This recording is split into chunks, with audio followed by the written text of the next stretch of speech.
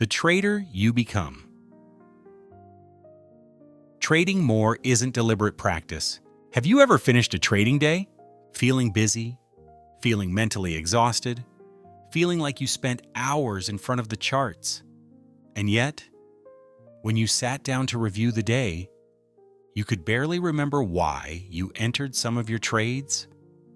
You remember whether you made money? You remember whether you lost? But the individual decisions, the thoughts, the emotions, they begin to blur together. It's easy to assume that simply spending more time trading will naturally make us better. After all, more experience should lead to more improvement. So when we struggle, our first instinct is often to trade more screen time, more trades, more opportunities, more experience. But perhaps that's where many of us misunderstand how improvement actually works. Because more trading isn't always more practice. And practice isn't always deliberate practice. Chapter 1. Trading isn't the same as practicing. Imagine someone who wants to become a better tennis player. They play matches every single day. After months of playing, they've certainly gained experience. But have they actually improved? Maybe. Maybe not. Because playing matches and practicing a skill aren't always the same thing. During a match, their attention is divided. They're thinking about winning points, their opponent, their strategy, the score, the next serve. They're performing, not necessarily improving. Now imagine that same player finishes the match and notices something. Every time the ball comes to their backhand, they hesitate. Instead of simply playing another match tomorrow, they spend the next practice session doing something very different. They work on one thing, just the backhand. One movement, one weakness, one correction, over and over and over again. Now they're no longer simply playing tennis, they're deliberately practicing a specific skill. Trading is surprisingly similar. Every trading day gives us opportunities to perform, to analyze, and to enter, to manage, to exit. But performing isn't always improving. Sometimes we're simply expressing the capabilities we already have. If we always move our stop, we'll probably keep moving our stop. If we always chase late entries, we'll probably keep chasing late entries. Because performing doesn't automatically change the way we perform. Something else has to happen. Chapter 2. Experience doesn't decide what improves. Perhaps one of the biggest misunderstandings about improvement is this.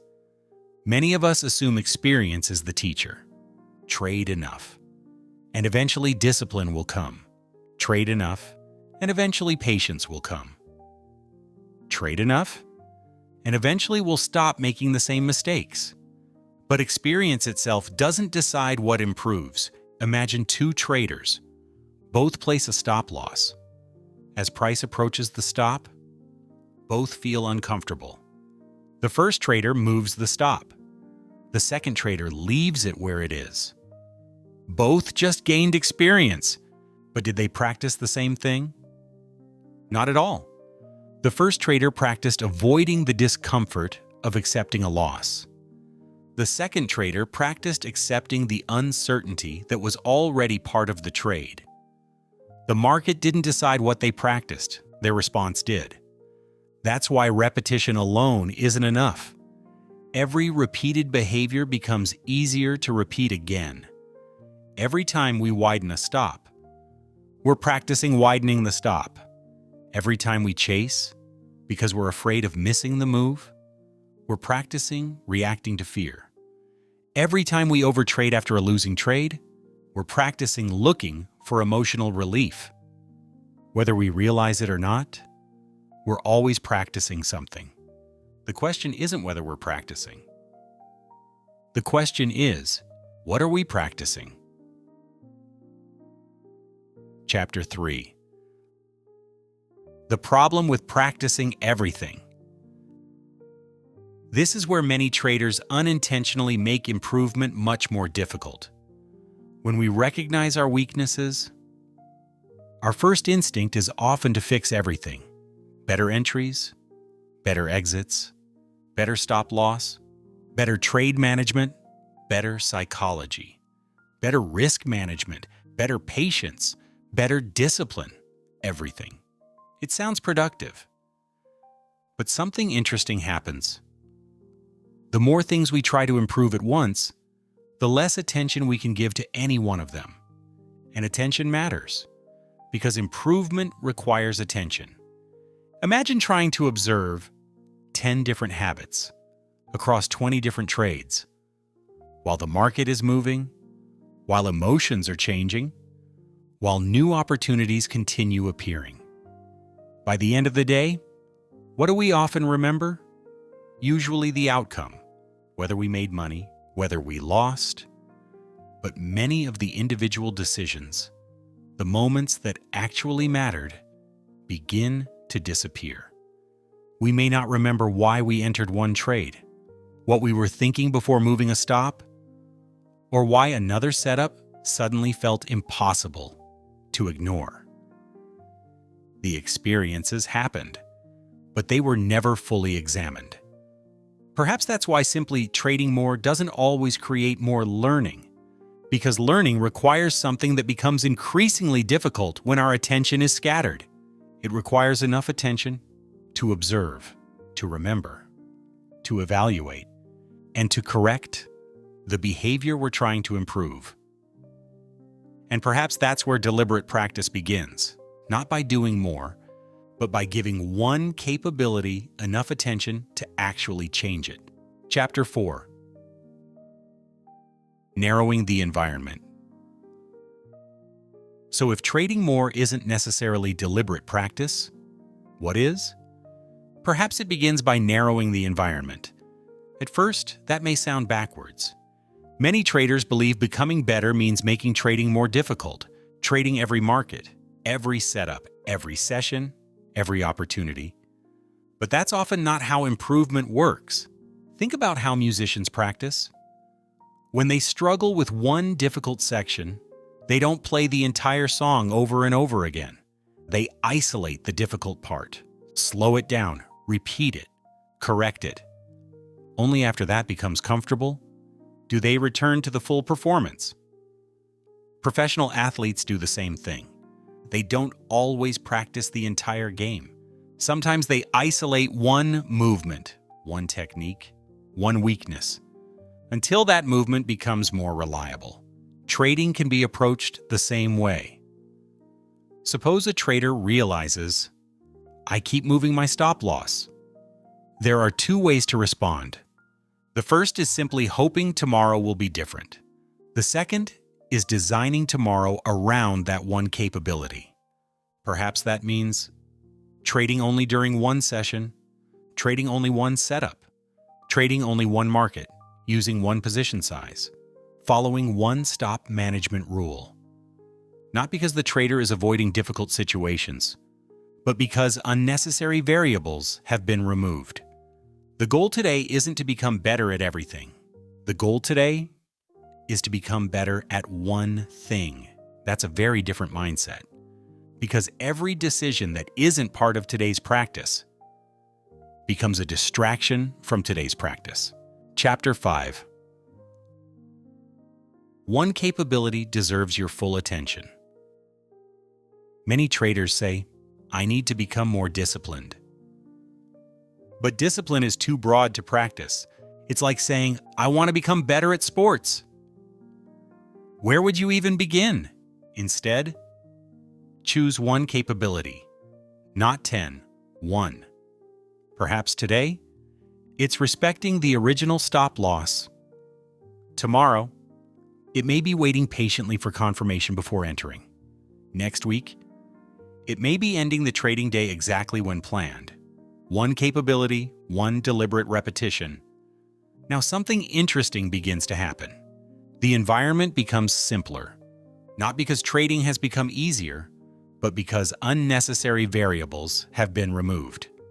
Imagine a trader who wants to improve stop-loss discipline. Instead of trading every setup that appears, they decide, today, I'll only trade my highest quality setup. One market, one setup, one position size, one predefined stop. One stop management rule. The goal isn't to make as much money as possible. The goal is to practice one capability with complete attention, because deliberate practice requires enough attention to observe, to remember, to evaluate, and to correct the behavior being trained. Now compare that with taking 6 different trades, different market conditions, different setups, different emotions, different management decisions. By the end of the day, what do we often remember? Usually the outcome, whether we made money or whether we lost. But many of the individual decisions, the moments that actually mattered, begin to fade. Why did I enter there? What was I thinking as price approached my stop? Why did that re-entry suddenly feel like a good idea? The experiences happened, but they were never fully understood. Now imagine taking one carefully planned trade. You remember the entry. You remember where your stop was placed. You remember the exact moment you wanted to move it. You remember the thought that appeared. And you remember the decision you made. The trade becomes much easier to review. Not because fewer trades are always better, but because your attention wasn't divided across dozens of different decisions. Perhaps deliberate practice isn't really about reducing the number of trades. Perhaps it's about protecting enough attention to fully learn from the trades you do take. Many traders believe that taking more trades means getting more practice. Sometimes, it simply means collecting more experiences. But experiences only become improvement when we have enough attention to observe them, remember them, evaluate them honestly, and deliberately correct what needs to change. One carefully observed trade may contribute more to your development than 20 trades you can barely remember. Because the goal of deliberate practice isn't to experience more, it's to learn more from the experiences you already have. Chapter 6. A losing trade can be successful practice. This may be one of the hardest ideas to accept. Most of us naturally judge our trading by the outcome. If the trade makes money, it feels successful. If it loses, it feels like failure. But deliberate practice asks a different question. Not, did I make money? But, did I practice the capability? Imagine today's capability is respecting the original stop. The trade reaches the stop. You accept the loss. You don't widen it. You don't negotiate. You simply follow the plan. Financially, the trade lost. But as practice, it was a success. Now imagine another trade. It moves toward the stop. You widen it. The market eventually reverses. The trade becomes profitable. Financially, it looks successful. But what was actually practiced? Not respecting the stop, not accepting uncertainty. The trade made money. The practice failed. This is why deliberate practice separates outcome from improvement, because outcomes are influenced by the market. Practice is influenced by our decisions, and decisions are what we're trying to improve. Chapter 7. Capability is built through repetition. Here's something interesting. Every deliberate repetition changes something. Perhaps not today's profit. Perhaps not tomorrow's results, but something quieter. The person making the decisions. At first, respecting the stop feels uncomfortable. Waiting feels uncomfortable. Accepting uncertainty feels uncomfortable. The urge to interfere still appears, but each time the trader chooses the planned response, instead of the emotional one, something begins to change. Not because the emotion disappears, but because a new response is being practiced. Eventually, the urge may still appear, but it no longer has the same influence. That's capability. Capability isn't the absence of fear. It's the ability to make better decisions, even when fear is present. And that's something experience alone cannot build. It must be practiced deliberately. Final thoughts. The market gives every trader experience. That's something no one can avoid. Every chart, every trade, every win, every loss, every mistake, every success. They're all experiences. But experience doesn't automatically become improvement. Improvement begins when experience receives enough attention to be understood, enough honesty to be evaluated, enough focus to be corrected, and enough repetition to become a capability. Perhaps that's why trading more doesn't always make us better, because improvement isn't measured by the number of trades we take. It's measured by how deliberately we improve the trader taking them. So perhaps before the next trading day begins, don't ask, how many trades will I take today? Instead ask, what capability will I deliberately practice today? Because one carefully observed trade can teach more than 20 forgotten ones. Thank you so much for watching. If you found this video helpful, consider subscribing for more videos on trading psychology and trading mindset. I'd also love to hear your thoughts in the comments. What's one capability you're deliberately practicing in your own trading? And if you know another trader who might benefit from this perspective, feel free to share this video with them. And until next time, keep learning, not just about the markets, but about the trader you're becoming.